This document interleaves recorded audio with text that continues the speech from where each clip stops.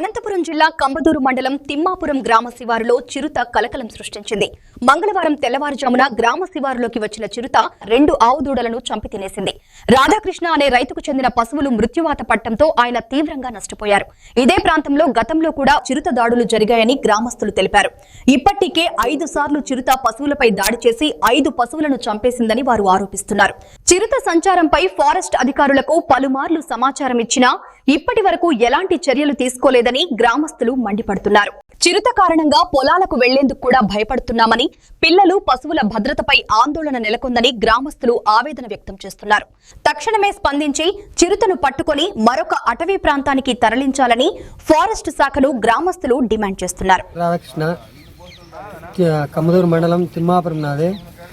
రాత్రి సమయంలో 12 ఆ టైంలో చిరుతపులి దాడి చేసింది.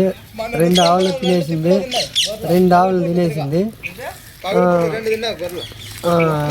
ఇంతకుముందు కూడా మా ఊర్లో 5 దూడల్ని ఇలాగే తినేసింది.